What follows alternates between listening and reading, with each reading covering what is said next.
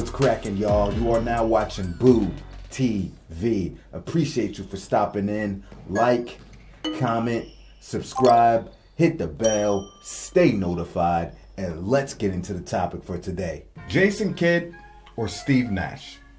Not a super hot topic these days, but back when these two gentlemen were prime figures, this was a discussion. A couple months ago, I put out a poll asking who's better, and the results are in. I'm going to share those results with you guys after I do my breakdown of these two players, so hang tight, stick around to find out what everybody else had to say. Now, I would typically find myself in these debates with people, but at least in my circles of life, most people seem to have preferred Steve Nash because of his shooting ability and the whimsical visuals of Nash and the Mike D'Antoni offense. But I'm going to break down each one of these players to the best of my ability and let you know what I think. When looking at the offensive profile of Jason Kidd, he definitely was not the shooter that Steve Nash was by any stretch of the imagination, especially with the three ball. Jason Kidd did not become much of a distant shooter, a reliable one, until later in his career when he was more of a designed role player and worked on it to fit into that role. But also consider the emphasis or lack thereof on three-point shooting during J. Kidd's prime years. Now, there is a narrative going around that Kidd was a bit of a liability on offense. Like the guy couldn't shoot or score at all. That could not be any further away from the truth. I have seen Kidd play his entire career, mostly.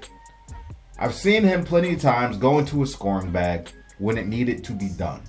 The mid-range and distant game wasn't visually beautiful like some other players, so for that reason alone, it could be easily overlooked. His mid-range jumper, in my opinion, is probably underrated. The dude was also a very strong post presence at times with his strength, but he took smart shots. He took available shots, and at times was able to break the defense down 1v1 and create space or lanes for himself. Jason Kidd was physical. Jason Kidd was strong, had a strong handle on the ball, and could get to the left or to the right and finish in a variety of ways, even over the outstretched arms of large resistance. The man is one of the smartest basketball players to ever play the game. He really knows how to run an offense, deceive defenses, and infiltrate them. Kidd, in my opinion, is one of the greatest passers I have ever seen pass the basketball around in the history of the game. The man was an absolute wizard passing the basketball. This guy could make extremely difficult plays passing the basketball, facilitate, and just make plays and passes that blew my mind sometimes. That's in the fast break and in the full court transition. The man truly had eyes in the back of his head and was really throwing legitimate no-look passes. You got some people that noticeably look, then move their head away before the pass is made. Not J. Kidd. He was throwing real no looks. You never see his head swivel from clear visual path to the no look position before letting the ball loose. Amazing peripheral vision and understanding where the players are on the floor and how they are running the floor. His timing was absolutely immaculate. I remember watching this guy throw underhanded left-hand lobs from half court for Kenyon Martin dunks, man. The ball didn't stick with him like a lot of players do today that garner huge assist numbers. He wasn't holding the ball for 18 seconds on the clock while fishing for an assist. It was all natural with J. Kidd. Quick decision making and planning on the fly to create opportunities. Passing out the post. Passing in traffic. Passing top of the key. Honestly, passing anywhere on the floor. Another reason that I find Kidd's passing so impressive, was the fact that he was not a high-end scorer or serious shooting threat like, say, a Steve Nash was, and some other point guards historically. So he was rarely ever seeing double teams or defenses collapse on him a lot, especially collapsing early and rushing early. They weren't playing Kid for the basket, but for the pass. So with that being said, Kid was still finding passageways, and getting the ball where it needed to be without frequent double teams and attention, which draws a defender away from their man. And he was still getting the passes through. Kid also had strong ball handling. Not fancy or always dazzling. But don't get me wrong. I've seen him plenty of times break fools down with a crossover and behind the back moves, things like that. But his strongest suit of the ball handling was he really took good care of the basketball and didn't get turnover a lot. He wasn't a turnover machine like you see a lot of point guards are today. He wasn't as good as Chris Paul with taking care of the basketball, but he averaged about 2.9 turnovers on his career, shade under 3. That puts him right around people like John Stockton and Steve Nash as well.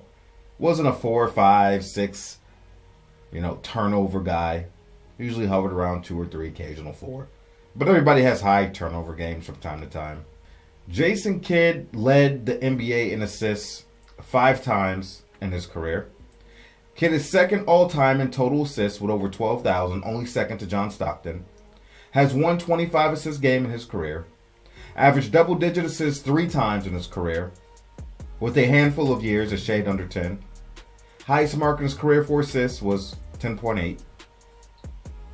Highest point per game average was 18.7. Steve Nash. His offensive profile from a scoring perspective, especially shooting the ball, was far more potent and dazzling than Jason Kidd's. Without question. You can't even argue that. Nash is one of the best shooters to ever play the game of basketball. You can't even debate that. His form was pure. It was beautiful. Nash could and would torch defenses in the mid-range and from beyond the arc consistently. Pull up, stop on a dime, pick and roll, screens, you name it. He'd find ways to score. Shooting that thing, man. He was a shooter. Left hand just as strong as his right hand. His shooting prowess helped keep defenders off kilter and off balance, which allowed him to break down and blow past players to get to the cup and score. Nash was without a doubt the better ball handler. Nash had those soccer skills and his footwork was simply impeccable. Add that with his dynamic hand skills, hand-eye coordination, you have a supreme point guard that's capable of breaking down players and defenses to get wherever he wants on the floor. He was a threat shooting everywhere on the court. Let's not underrate this man's footwork. Steve Nash has some of the best footwork in NBA history, and his pivot foot was deadly.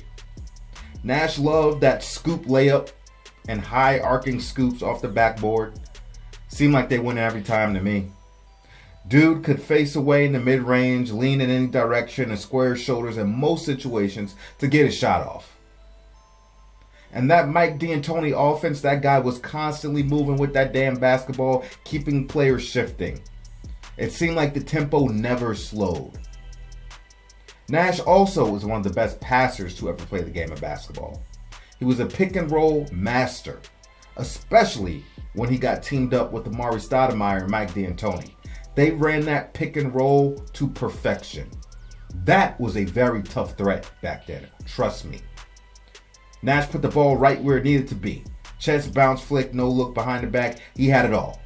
Quick decision maker, and was trying to put up points in a hurry. Thus, in the Mike D'Antoni 7 seconds or less offense. Like most guys playing the point guard position, they will see their best years and maximize potential and usage rate when paired with Mike D'Antoni. Nash was a supreme offensive weapon at the true point guard position. And we haven't seen many with his abilities, especially at his size and stature. Remember, He was dissecting tougher defenses and resistance than what we are seeing today, given the atmosphere of the league. Steve Nash, also like Jason Kidd, led the NBA 5 times in assists. Nash was also a member of the 50-40-90 club 4 times in his career. 50% from the field, 40% from three-point land, 90% from the charity stripe. A sharpshooter indeed. Steve Nash averaged over 10 assists 7 times in his career, and of those 7 times, he averaged over 11 assists 4 times. And it wasn't until he teamed up with Mike D did he start to see those assist numbers increase. It wasn't until teaming up with Mike D'Antoni did he start to see his assist numbers drastically increase, as opposed to how the offense was ran while he was in Dallas with Dirk Nowitzki. His career high in assists was 11.6. Nash's highest points per game average was 18.8, around Jason Kidd's. But Nash had more seasons than Kidd, averaging 15 plus points or more with 9. Steve Nash has recorded an astounding 436 double-doubles in his career. Nash ranks 5th all-time in total assists with over 10,300. Steve Nash recorded 20 or more assists 8 times in his career. Jason Kidd only did it twice. Keep that in mind. Now, let's talk defense. Since we are already on Nash, let's just transition to his defense. Or lack thereof. Like Steph Curry and Mr. Luka, Nash was a liability on defense most nights. Yep, teams will look to expose him and take advantage of his lack of defensive skills and his size. Steve Nash wasn't strong. Definitely wasn't strong as some of the other point guards. Didn't have that lower body and upper body strength to deal with getting posted up and shoulder dipped. He was significantly lighter than Jason Kidd as well. An inch shorter, but maybe around 40 pounds lighter. Don't quote me on that. Nash was all the way turned up offensively and all the way dialed down defensively. 2 vastly different extremes. He was usually the double-double threat, but not the triple-double threat, because he didn't stack up to the other great rebounding guards. Nash was often getting the pass from the rebounder and then off to the races to push the tempo offensively. Couldn't stay in front of guys, wasn't much of a help defender, not much of a pickpocketer, or into the passing lanes.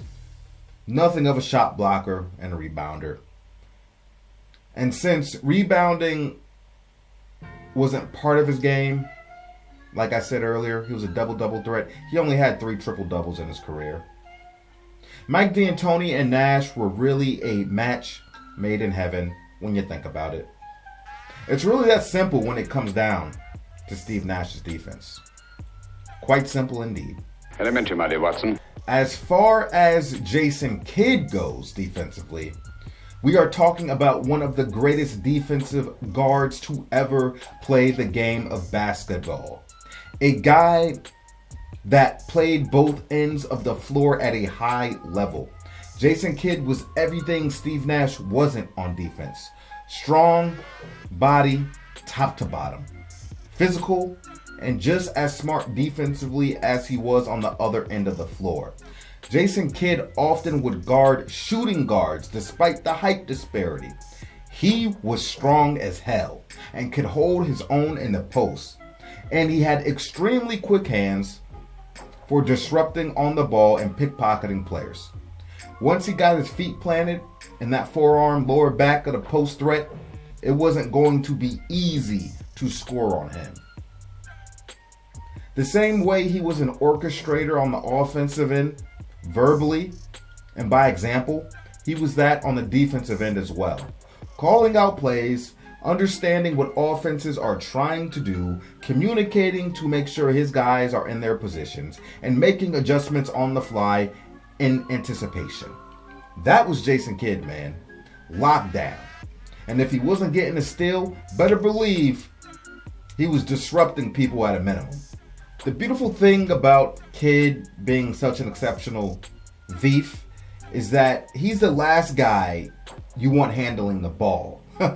So, he's making a steal and immediately starting the fast break and pushing the offense. That's not the guy you want with the ball if you're the opposing team. Not at all. It seemed to almost always lead to a fast break bucket because one of the greatest facilitators and passers in the history of the game is kicking off the decision-making process in the fast break. The fact that his defense can create offense, instant offense, is something that does not get talked about and is often overlooked.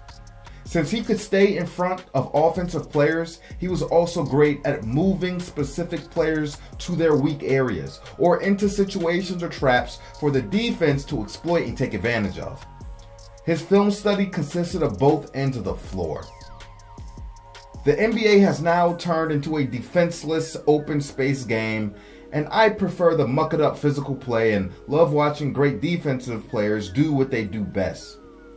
Jason Kidd is also one of the greatest rebounding guards we have ever seen, especially at his height.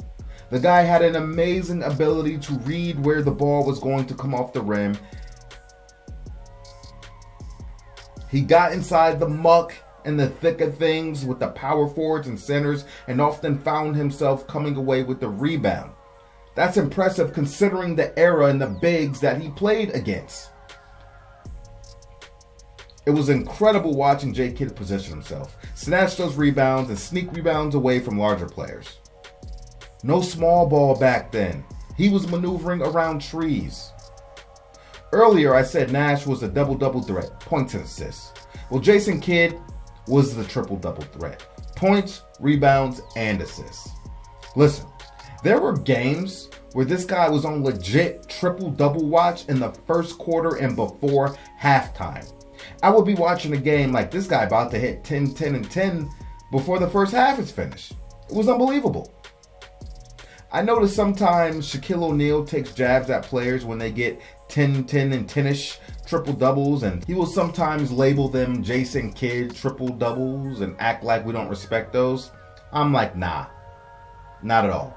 Were there games where Jason Kidd's triple-doubles were lower on the point scale? Yes, but that was by choice, by design, not by limiting factors to his game at all. The name Shaq should be mentioning is Draymond Green. Those are Draymond Green triple-doubles because Draymond isn't somebody that can score for himself and get buckets with relative ease. That wasn't Jason Kidd. That was Draymond Green. He's a scoring liability. Most of Draymond's scoring came from other people setting him up. I hate hearing that, man. Jason Kidd had a total of 225 games where he scored at least 20 points. And his average in those games were 25 per. Jason Kidd has a total of 9 All-NBA defensive selections. Jason Kidd averaged 2 or more steals 11 times in his career. His highest rebound per game average was 8.2 rebounds on a season. Jason Kidd currently sits at 6 all-time for triple-doubles with 107 and 1,391 games played. That's just regular season. As for double-doubles, Jason Kidd has 487 on his career. Jason Kidd or Steve Nash? I was always a Jason Kidd guy. Preferred his game over Nash's. I preferred Kidd for how much more elite he was in other areas of the game. And I also considered the statistical boost primary ball handlers get when playing with Mike D'Antoni. Not taking anything away from Steve Nash, he still would have been great regardless. I like everything Kidd has to offer on both ends. If you could give Kidd Nash's shooting ability and scoring ability, we might be talking about the greatest point guard to ever play the game of basketball. Kidd was a strength on both ends of the floor, and I can't say the same for Steve Nash. I prefer Kidd in every aspect of the game, with the exception of scoring and shooting. I personally think Kidd was a better passer and better facilitator, but I wouldn't put up a huge argument for anyone that wanted to go Nash. You can point at the Nash assist averages, and there are many more years of averaging more assists, but I also feel like Kidd's prime averages will be closer to that had he ran with Mike D'Antoni and an offense like that. But either way, they both were super elite, but I personally think Kidd's a bit more creative in his passing, had more tricks in his bag.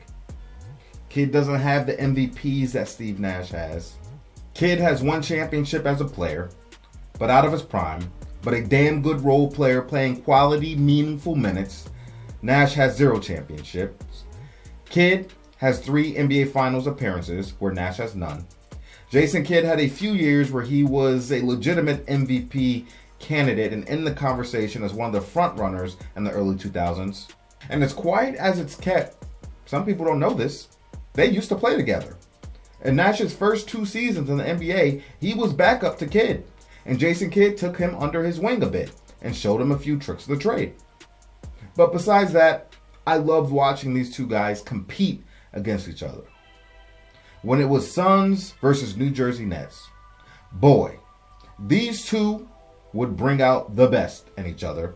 There was this one very epic game they had in the mid-2000s. They both were making crazy plays and stuffing the stat sheet. I think the game went into a double overtime or single overtime. I can't remember. I'm pretty sure there was an overtime. Maybe even had some buzzer-beating drama in those overtimes. Watching Kidd and Nash square off was just as exciting as watching Kobe square off against T-Mac, or Kobe versus LeBron, or Wade versus LeBron, whatever. That's how it was for me. They were exceptional players. Different point guard styles and skills going head-to-head against each other. With that being said, let's see what everyone had to say about it through the poll. With 469 votes, Jason Kidd seems to have won over the hearts of many with 66% of the votes, and Steve Nash taking the other 34% of the pie. Seems like a majority of the people tend to agree with me, but let's dig into the comment section. Mike M. NP40D says, Kidd gives you more. He was 9 times all defense and a triple-double machine. Nash was great in the right system, but Kidd could do more things, defense and rebounding. I couldn't agree more. Who's it? Says Larry Bird. MHR6685 says, I just enjoyed watching Nash more. That Mavs team with Dirk and Michael Finley was one of my favorites to watch. That was a scary team. I agree with you, man.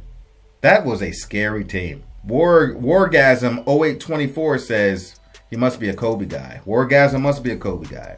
I remember Vince Carter saying Jason Kidd was like playing basketball with a grandmaster of chess. This guy was always thinking 4 moves ahead based off of other teams' defensive setups, and he just knew where to put the ball for the right person to score. Without a doubt, Jason Kidd is probably the smartest true point guard in our past century. I couldn't agree with you more, Wargasm. Alondas Fuller 3325 says, Kidd because he contributed in every facet of the game. J. Kidd didn't have to attempt a shot, and he was still the most impactful player on his team. I really agree with that. I agree. Fishman 1347 says, Kidd, great floor leader and rebounder for point guard. Yup. Julius Jones 2047 says, Nash on NBA Live, Kidd in real life. I get it. I get it. Samuel Levelongo 9752 says, Nash could score on centers with his crazy touch. He could. I told you, them floaters and that soft. Yeah, he had it. Crayontish said, Kidd for sure. Manny Neva 1760 says, Nash was a product of a small ball rule change. He was the poster boy. Yep, Nash and D'Antoni actually really started facilitating more of the kind of NBA we see today way back then. It just took years for other teams to catch on, and then the slow transition of the rules changes and the spacing, and then the Steph Curry bringing in the distance shooting, and Steve Kerr taking things that he learned with the Phoenix Suns organization and bringing it over. So it was a lot of things that led to where we are today in the league. Iron Angel 667 says, depending on whether you want 15, 5, and 9 and 2 steals, or 26, 2, 12 assists and 1 steal. I get it. Showtime Nick 824, another YouTuber, go check him out, says, Jason Kidd for one reason, defense. If offense was all that mattered, then I'd take Nash. But it's a two-way game, so I'm going with Jason Kidd all the way. Couldn't agree with you more, homie. Sergio 9695 says, to me it's close, but it depends on what your team needs the most. Nash was a way better offensive engine, but Kidd is the most complete overall player, or a more complete overall player. I'd probably go with J. Kidd because He may complement a championship caliber team better. I hear you. Up front, 2375 says, J. Kidd, better all-around player and a far better defensively. But they're closer than people think, as someone watched them both from draft to retirement. Respect to you. Tim Flint, 3408 says, Nash is one of the greatest shooters ever. But Kidd equals or betters him in everything else, including rings. Kook or Kukurikapoo or Kukurikapoo says Kidd, defensive rebounds. I agree. Fraudy 1794 says they might as well be the same person. I can't agree with you there, Fraudy. I can't agree. I cannot. So Ramirez 5473 says defense and stats.